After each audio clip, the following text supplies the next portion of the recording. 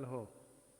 मुक्ति को प्राप्त श्रमण भगवान महावीर स्वामी, उनकी परम पावन कल्याणी भागवती वाणी वाचक प्रमुख श्री इंदर भूति गौतम आदि गणधर भगवंत, युग प्रधानाचार्य परम पूज्य श्री सुधर्मा स्वामी जी महाराज, उनकी परम पावन पाठ परंपरा वर्तमान आचार्य ध्यान योगी परम पूज्य श्री शिव मुनि जी महाराज एवं गुरुजन सबके पावन चरण सरोजों में मेरा अनंत अनंत बार वंदना नमस्कार।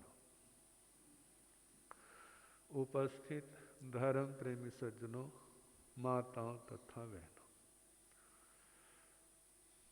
9 तत्वों में संबर का वर्णन।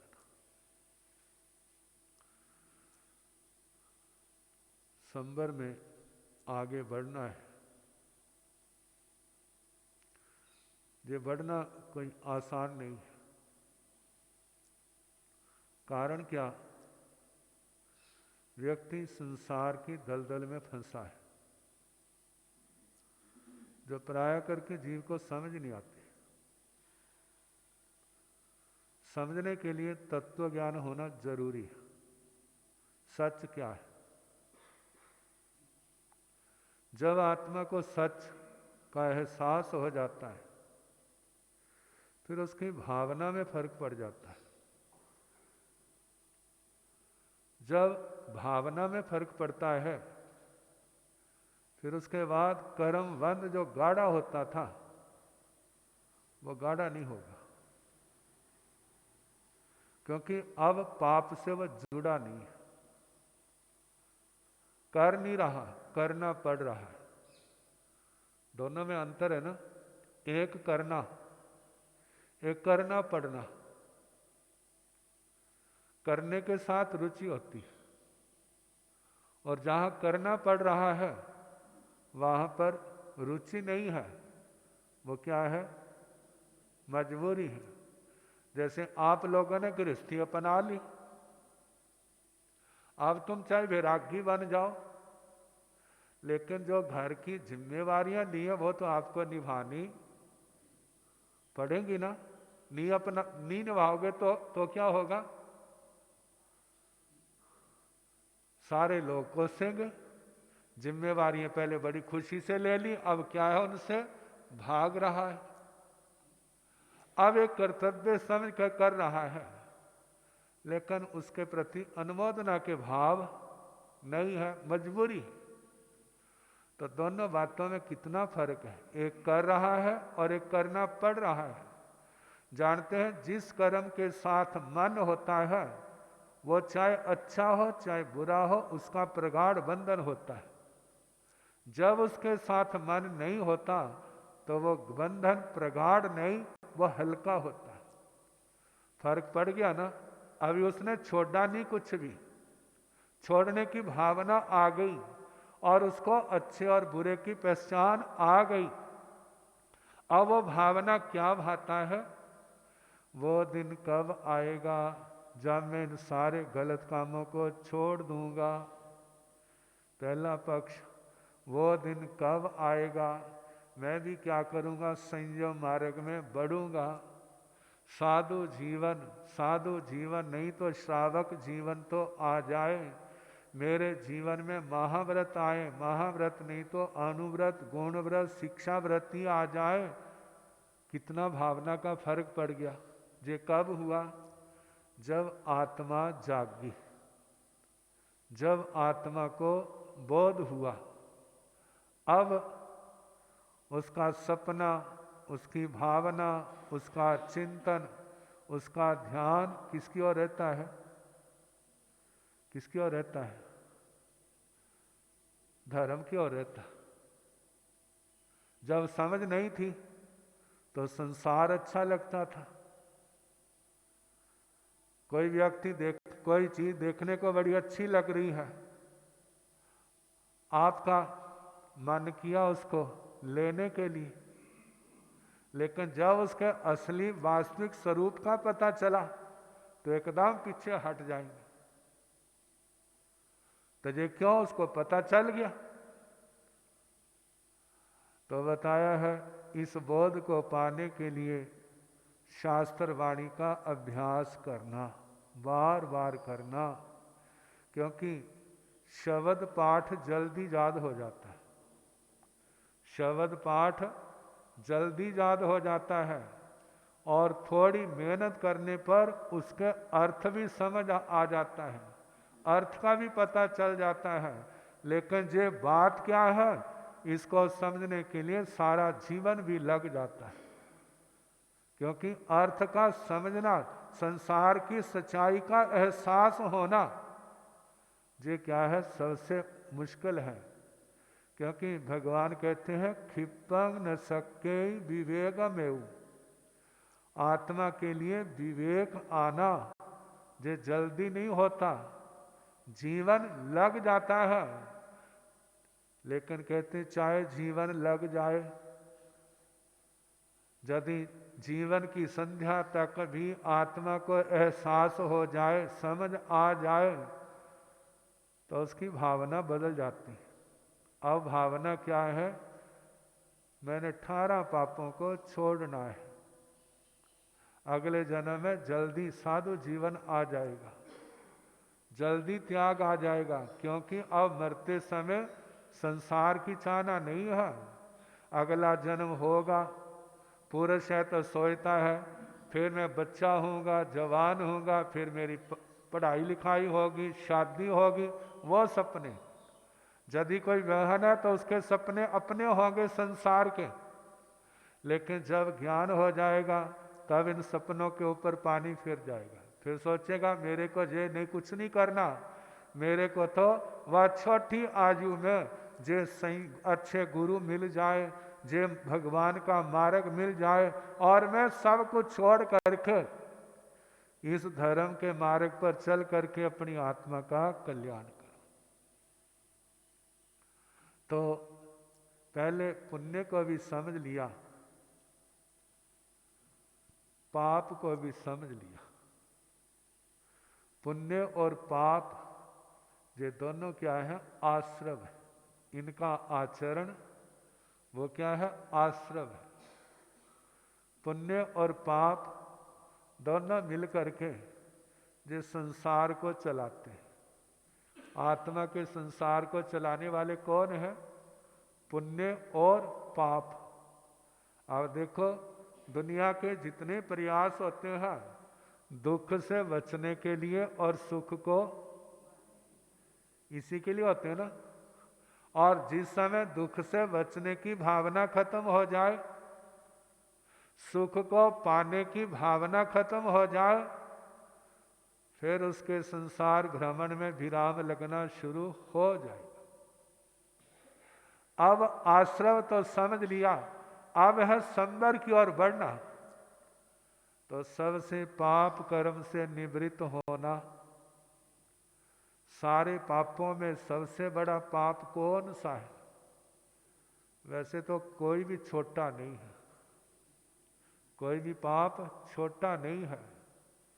एक पाप ही दुनिया में रुलाने के लिए बहुत है, और जहाँ 18 आ जाए तो कहना ही क्या। लेकिन फिर भी कहा है सारे पापों की जड़ क्या है, मिथ्यात्व। सारे पापों की जड़ क्या है, मिथ्यात्व। कहते हैं इस बात को समझो, यदि हमने कर्म किया है तो हमें भोगना पड़ेगा। यदि हम भोगना नहीं चाहते तो फिर तपस्या के द्वारा उसको खत्म करना पड़ेगा। तपस्या के द्वारा खत्म नहीं करोगे तो समय आने पर क्या करना पड़ेगा, भोगना पड़ेगा। और पहली बात कहते जो पाप कर्म किया है आप उसको स्वीकार करो। जो पाप कर्म किया है उसको स्वीकार करो, और जे भी स्वीकार करो इसका मैं प्रायश्चित जरूर करूंगा, इसका मैं दंड जरूर लूंगा। देखो कोई ऐसा किसी ने अपराध किया, अब जिनका किया वो तो जा रहे हैं कि थाने में जाएंगे, FIR इसकी कराएंगे, इसको सजा दिलाएंगे। लेकिन उसको समझ आ गई, किसको? जिसने गलत काम किया। वो सीधा ही थाने पहुंच गया। जो उन्होंने FIR करानी थी उसने सारा बता दिया, मैंने ये गलत काम किया है, मैंने ये गलत काम किया है, इसकी जो सजा है मेरे को दी जाए। तो जिस समय वो जाएगा और देखने वाले उनके ऊपर कोई असर पड़ेगा? कहते ऐसा तो कोई आता नहीं है। और उतनी देर में दूसरे आ गए। अब वो कह रहे हैं इसने ये किया। अब जिस समय सारा लिखा दिया ना, कहते अब दोनों को मिलाओ भला, दोनों को मिलाओ। कहते बिल्कुल ऐसा ही किया है। कहते जो स्वयं कह रहा है मैंने ये किया है और जो मेरे को आपने दंड देना है मैं उसके लिए सजा के लिए तैयार हूं। तो ऐसे समय में दंड देने वाले भी सोचते हैं गलती तो की है, सजा भी देनी है, लेकिन उस सजा का उग्र रूप नहीं होगा। ऐसा क्यों हुआ? क्योंकि उसने स्वीकार किया और उसका दंड लेने के लिए स्वयं क्या हो गया? तैयार हो गया। अब हो सकता है उसकी इस सरलता को, शालीनता को देख करके वो जिनका अपराध किया है, अरे परिवर्तन ही तो लाना था, इसमें आ गया है, तो अब हमें सजा दिलाने की भी जरूरत नहीं है। कर्म है, किया है तो अपने आप भोगेगा। अब वो भी क्या हो जाएंगे? पीछे हट जाएंगे। तो ऐसा क्यों हुआ? कैसे हुआ?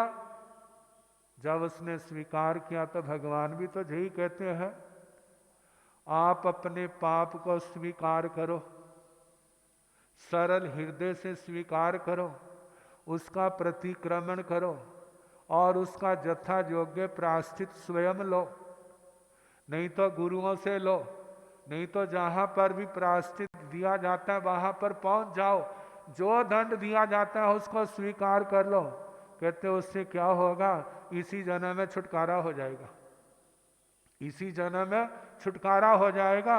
वो पाप कर्म अगले जन्म में आपके साथ नहीं जाएगा, क्योंकि आपने अपना समर्पण कर दिया।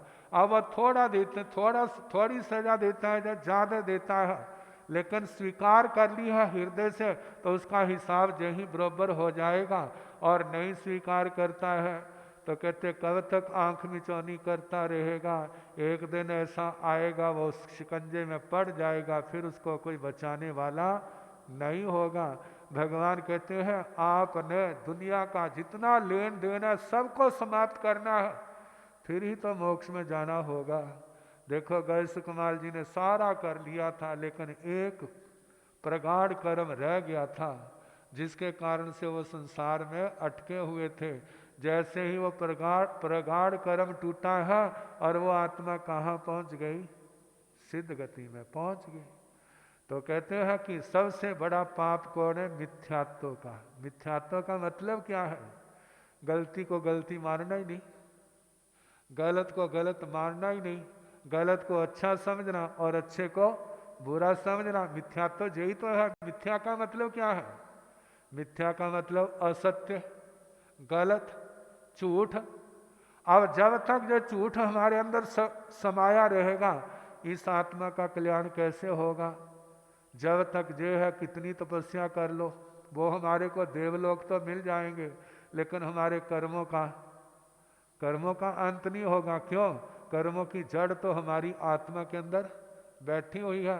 कहते हैं पाप का त्याग करना, नहीं करना, हिंसा, झूठ आदि ये तो 2 नंबर की बातें हैं। सबसे पहले हमारा मिथ्यात्व का अंधकार क्या हो? मिथ्यात्व का अंधकार दूर हो। वो कैसे होगा? वो भगवान की वाणी सुनने से होगा। जो जो भगवान कहते हैं उसके अनुसार होगा। हर बात में शास्त्रों में आता है साधु साध्वियाँ, श्रावक श्राविकाएं अपना जीवन चलाते हैं, आगे अपना मार्गदर्शक किसको बनाते हैं? अपना मार्गदर्शक बनाते हैं निर्ग्रंथ प्रवचन को। निगंथम पावैणम पूरो काउम बिहराई जा बिहरंती निर्ग्रंथ प्रवचन को आगे रख के चलते हैं। भगवान की क्या आज्ञा है तो कर लेंगे, नहीं आज्ञा है तो उस कार्य को नहीं करेंगे, उसकी अनुमोदना नहीं करेंगे, उसको अनुमति नहीं देंगे। तो बताया है जे पांच के रास्ते कैसे बंद होते हैं, जे संबर के द्वारा बंद होते हैं। अब वो संबर का क्षेत्र जो है संक्षेप में तो वो 20 है, पहले 5 फिर 20 फिर 57। मिथ्यात्व को रोका जाता है सम्यक्त्व के द्वारा, अविरति को रोका जाता है विरति के द्वारा, प्रमाद को रोका जाता है अप्रमाद के द्वारा, कषायों को रोका जाता है अकषाय भावना से, योग के आश्रव को रोका जाता है धर्म योगों के द्वारा। जे 5। फिर उसके आगे हिंसा को रोकना अहिंसा से, झूठ को रोकना सत्य से, चोरी को रोकना अस्तेय से, मैथुन को रोकना ब्रह्मचर्य से, परिग्रह को रोकना अपरिग्रह से, पांचों इंद्रियों को आश्रव को, पांचों इंद्रियों को अपने बस में करना, मन वचन काया को बस में करना। भंडोपकरण सूची कुशागर माता छोटी चीज है बड़ी चीज है, इनको यत्ना से लेना यत्ना से देना, लेना उठाना रखना आदि सारी कार्य क्रिया जो है ध्यान से करना, केवल अपना ही नहीं दूसरे का भी ध्यान रखना। तो यदि ऐसे किया जाता है तो आश्रव के द्वार बंद होंगे और संबर क्या होगा, संबर का लाभ होगा। अब स्थावन भेद आएंगे तो उसका जैसे जैसे समय होगा सुनाने का प्रयास किया जाएगा।